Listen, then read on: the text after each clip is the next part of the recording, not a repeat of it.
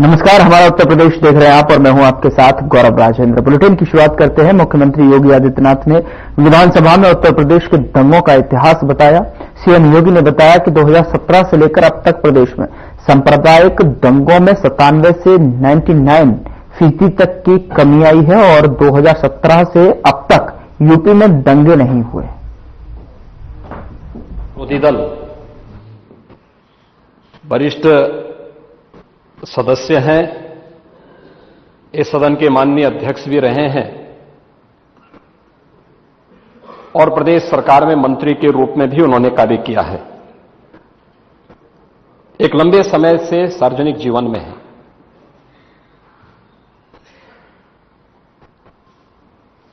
बुद्ध को हम भी मानते हैं, लेकिन हमें इस बारे में भी जानना होगा कि एक लंबी परंपरा भारत की है और भारत की उसी परंपरा के अनुरूप भारत की विरासत और विकास के समन्वय के साथ ही सरकार कार्य कर रही है। मैं प्रदेश के प्रशासन या अपने स्तर पर प्रदेश के जिस सांप्रदायिक माहौल की आप चर्चा कर रहे हैं, आप सभी माननीय सदस्यों ने जिन मुद्दों को रखा है, मैं उस पर बहुत वो नहीं कहूंगा, क्योंकि एनसीआरबी के जो आंकड़े हैं वे इस बात को बताते हैं कि 2017 से लेकर के लगातार अब तक प्रदेश में सांप्रदायिक दंगों की जो स्थिति है उसमें 97 से लेकर 99% तक कमी आई है। ये एनसीआरबी का डाटा है और जो जिसको वास्तव में आप दंगे कहते हैं, ये दंगे उत्तर प्रदेश में 2017 से लेकर के अब तक नहीं हुए हैं। और मैं वही आपके पिछले कार्यकाल के दौरान बताता हूं, 2012 से 2017 के बीच में, ये भी एनसीआरबी के ही डाटा है, प्रदेश में 815 सांप्रदायिक दंगे हुए और 192 लोगों की मौत उसमें हुई है। मैं उस पर चर्चा करूंगा। उससे पहले भी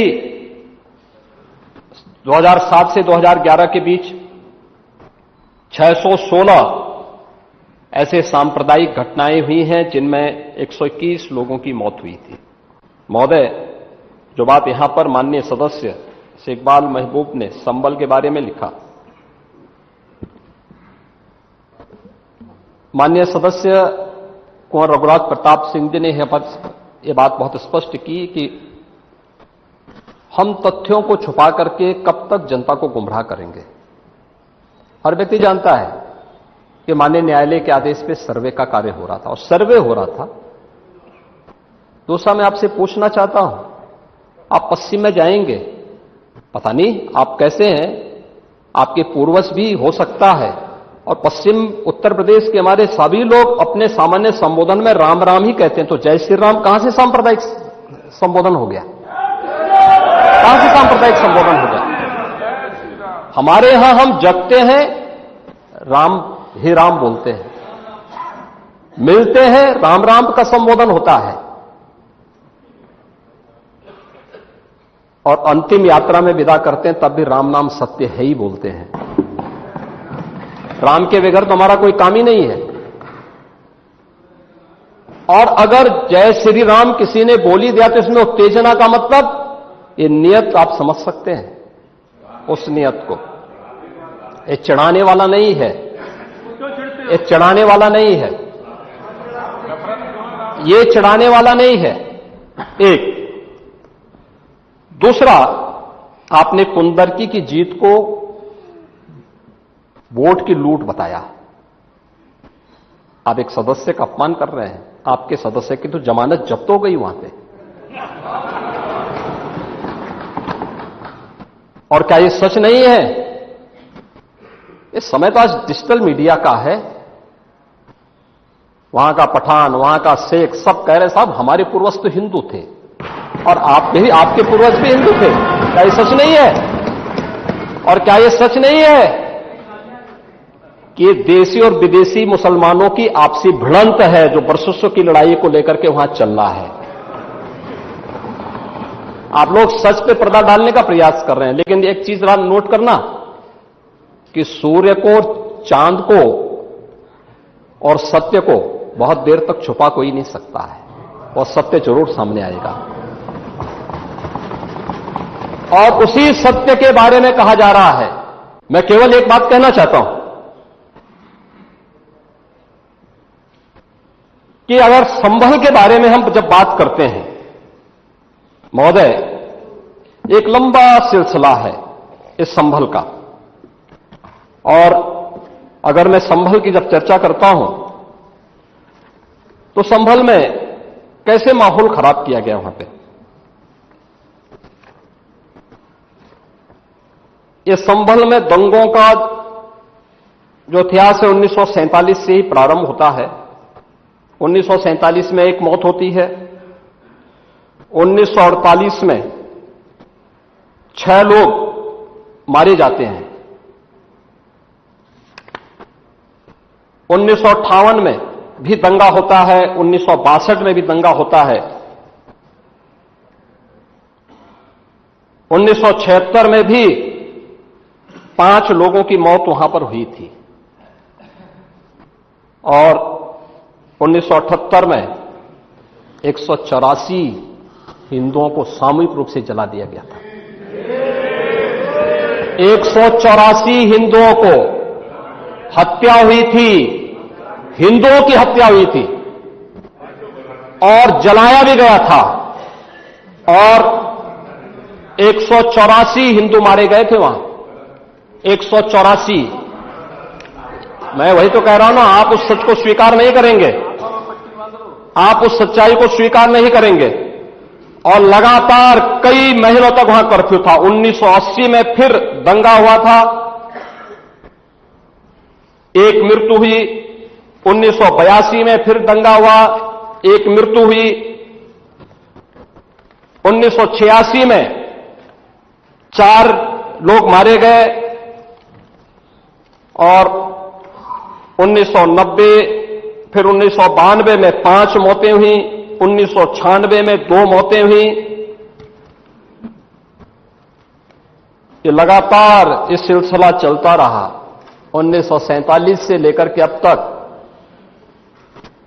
209 हिंदुओं की निर्मम हत्या वहां हुई है संभल के अंदर, 209 हिंदुओं की। और एक भी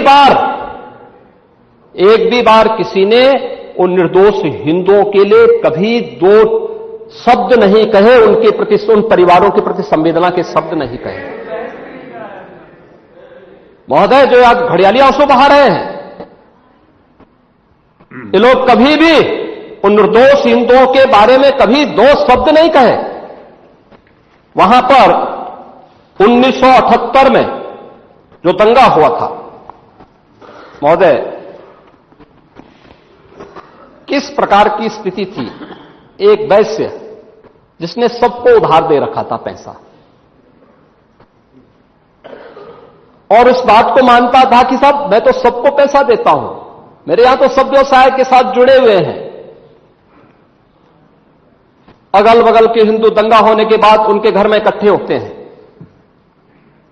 इकट्ठा होने के बाद उनको घेर लिया जाता है। घेरने के बाद वो बोलते हैं, भाई आप हमें क्यों घेर रहे हैं? कहा जाता है, नहीं, क्योंकि तुम इन हाथों से पैसा मांगोगे, इसलिए उनके हाथ काटे जाते हैं, फिर उनके पैर काटे जाते हैं, और फिर उनका गला रेंध करके हत्या होती है। ये लोग सौहार्द की बात करते हैं, शर्म नहीं आती इन लोगों को सौहार्द के बारे में चर्चा करने की। 1978 से जो मंदिर आज निकल रहा है, 1978 से इन लोगों ने कभी खोलने नहीं दिया उस मंदिर को, जो आज बजरंगबली का मंदिर निकल रहा है, जो वहां पर आज 22 कुएं किसने बंद किए थे? इन 22 कुओं को भी वहां पे बंद किया गया और वहां का माहौल इतना तनावपूर्ण किसने बनाया था? ये पत्थरबाज कौन थे? एक भी गिरफ्तारी बिना साक्ष्य के नहीं हो रही है। और याद रखना, जिसने पत्थरबाजी की होगी, जिसने माहौल खराब किया होगा, उसमें एक भी बचने वाला भी नहीं है, एक भी नहीं बचेगा। उस मूल संविधान की प्रस्तावना को एक बार पढ़िए। मौलिक कर्तव्यों के बारे में, मौलिक अधिकारों के अध्याय के चित्र को देखिए। अलग अलग उन आर्टिकल के उस पृष्ठों का अवलोकन करिए, आपको उसमें राम भी नजर आएंगे, कृष्ण भी नजर आएंगे। लंका दहन के उपरांत बजरंगबली भी नजर आएंगे, ज्ञान का उपदेश देने वाले बुद्ध भी नजर आएंगे। भारत की समृद्ध परंपरा का दर्शन आपको उस संविधान में मिलेगा जो बाबा साहब भीमराव अंबेडकर ने दिया था। लेकिन उस मूल संविधान में कहीं भी धर्मनिरपेक्ष या पंथ निरपेक्ष या फिर समाजवाद शब्द नहीं है। और ये आप सबकी आंखों को खोलने वाला होना चाहिए। आप लोग संविधान में बदलाव की बात करते हैं। जिन लोगों ने संविधान का गला घोंटा, उनका पिछलग्गो बन करके केवल सत्ता हथियाना चाहते हैं, जनता की आंखों में धूल झोंकना चाहते हैं। ये नहीं हो सकता। ये देश आपको नहीं करने देगा। और वह प्रति आपको दी गई है, आप उसका अवलोकन करिए। और मैं नेता विरोधी दल को इसलिए बोलना चाहता हूं, बुद्ध ने करुणा और मैत्री का संदेश उस कालखंड में दिया था जब विदेशी हमले होने शुरू हो गए थे। लेकिन उससे पहले राम ने कहा था, निस्सरहीन करो मही भुज उठाए प्रण कीन। उससे पहले भगवान कृष्ण ने भी कहा था, परित्राणाय साधूनाम विनाशाय च दुष्कृताम।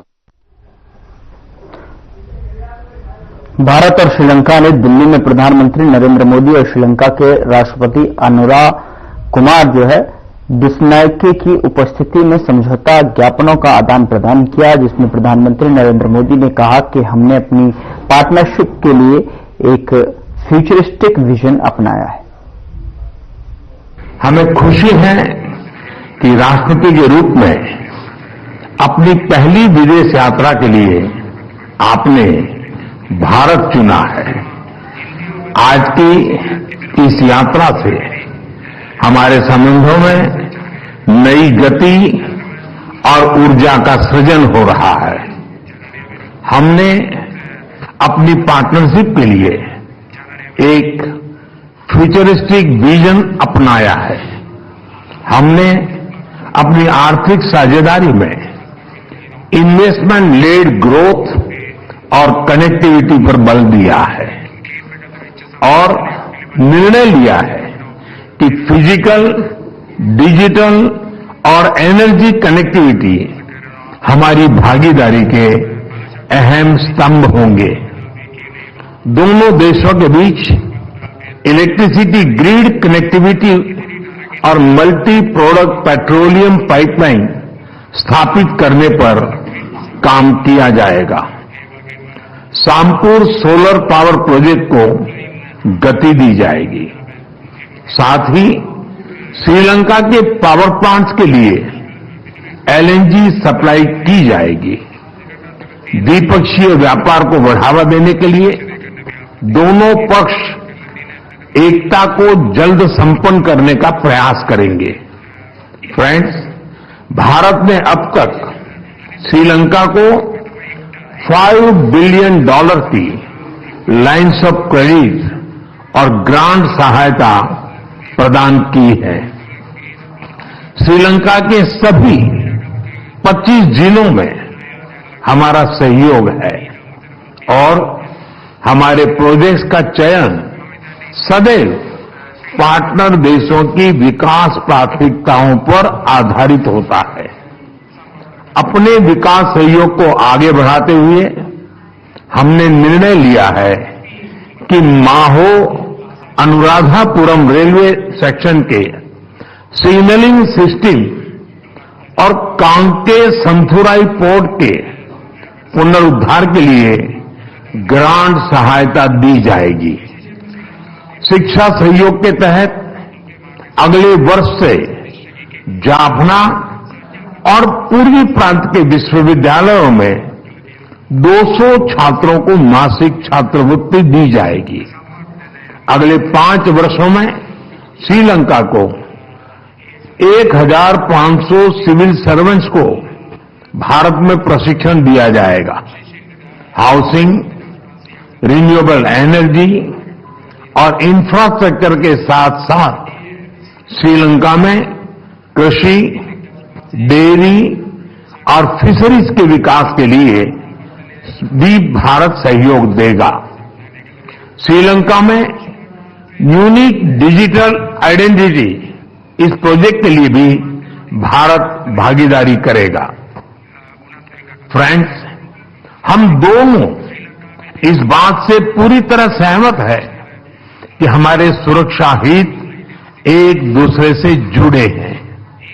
हमने रक्षा सहयोग समझौते को शीघ्र अंतिम रूप देने का निर्णय लिया है। हाइड्रोग्राफी पर भी सहयोग की सहमति बनी है। हम मानते हैं कि कोलंबो सिक्योरिटी कॉन्क्लेव क्षेत्रीय शांति, सुरक्षा और विकास के लिए अहम प्लेटफॉर्म है। इसके अंतर्गत maritime security, counter terrorism, cyber security, तस्करी और ऑर्गेनाइज्ड क्राइम के खिलाफ लड़ाई, humanitarian assistance and disaster relief जैसे विषयों पर सहयोग बढ़ाया जाएगा।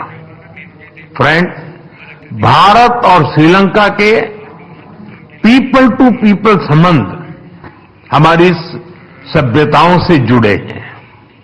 जब भारत में पाली भाषा को क्लासिकल भाषा का दर्जा दिया गया तो श्रीलंका में भी उसकी खुशी मनाई गई। फेरी सर्विस और चेन्नई जाफना फ्लाइट कनेक्टिविटी से पर्यटन को बढ़ावा मिला है और साथ ही हमारे सांस्कृतिक संबंधों को भी मजबूती मिली है। हमने निर्णय लिया है कि नागपतिनाम और कंके संथोराई फेरी सर्विस की सफल शुरुआत के बाद अब रामेश्वरम और तलैनार के बीच फेरी सर्विस शुरू की जाएगी। बौद्ध सर्किट और श्रीलंका के रामायण ट्रेल के माध्यम से पर्यटन की अपार संभावनाओं को साकार करने पर भी काम किया जाएगा। श्रीलंका के राष्ट्रपति अनुराग कुमारा दिसानायके की भारत यात्रा पर विदेश सचिव विक्रम मिस्त्री ने प्रेस कॉन्फ्रेंस की। उन्होंने बताया कि राष्ट्रपति बनने के बाद ये श्रीलंका के राष्ट्रपति दिसानायके की पहली यात्रा है और उन्होंने पद संभालने के बाद उनकी सबसे पहली भारत यात्रा दर्शाती है कि श्रीलंका भारत के साथ द्विपक्षीय संबंधों को कितना महत्व देता है। उन्होंने और कुछ क्या कहा वो आपको सुनाते हैं। This is President Disanayeke's first bilateral visit in this capacity after assuming the presidency, and the fact that he has chosen India to be his first foreign destination after assuming office as president in itself demonstrates the importance that Sri Lanka attaches to the bilateral relationship with India. As you all know, Sri Lanka is also India's closest maritime neighbor and has been an integral part of India's neighborhood first policy and India's vision Sagar. The two countries are civilizational partners with a unique friendship, and India has time and again demonstrated that it is a dependable partner and a reliable friend for Sri Lanka. Whether it is disasters, mishaps at sea, the COVID pandemic, or indeed the very serious economic crisis that confronted Sri Lanka just a couple of years ago, India has been present in the role of a first responder. Our support has been timely, swift, and most importantly unconditional, underlining our position as a responsible and friendly neighbor of Sri Lanka. President Dissanayake in fact acknowledged the same during the discussions today with the Prime Minister, and thanked Prime Minister for India's support, especially the crucial assistance in the form of nearly $4 billion in various kinds of aid in 2022 and 2023, which helped stabilize the Sri Lankan economy at a critical juncture. India remains involved in this financial stabilization effort for Sri Lanka through its engagement with the IMF, which is undertaking a program for Sri Lanka following the debt restructuring that has been agreed. You're probably also aware that India is the co-chair of the Official Creditors Committee, and in that role also continues to play an important role in assisting Sri Lanka through this challenging phase. In recent years, India has also been Sri Lanka's largest trade partner. We are Sri Lanka's largest source of tourists. We also happen to be Sri Lanka's largest source of investment. Sri Lanka is also one of the largest beneficiaries of our developmental cooperation program and the recipient of several capacity. The current visit aims to expand this very robust partnership and take its frontiers even further. President Dissanayake thanked India for its instrumental role in finalizing the debt restructuring, as I said earlier, and the provision of grant assistance to undertake development projects in Sri Lanka.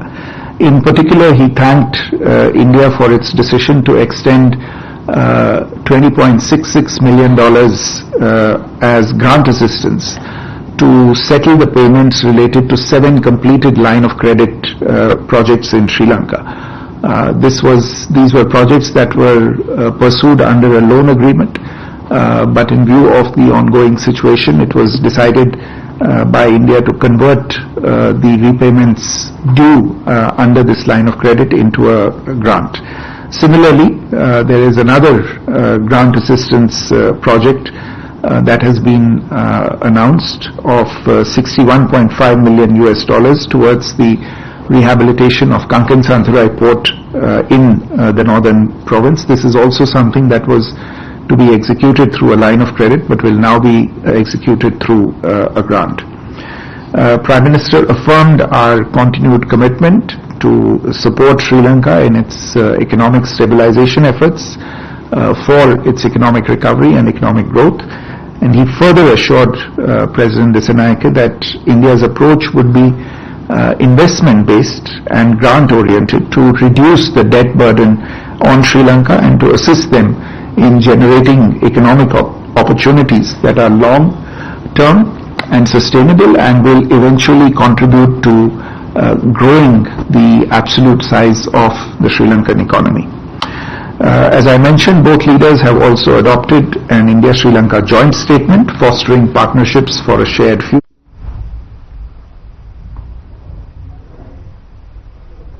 फिलहाल bulletin में मेरे साथ इतना ही, पर अब वक्त हो चला है डॉक्टर राकेश गुप्ता के साथ हमारे खास कार्यक्रम प्लस माइनस का। दोस्तों, आज का विषय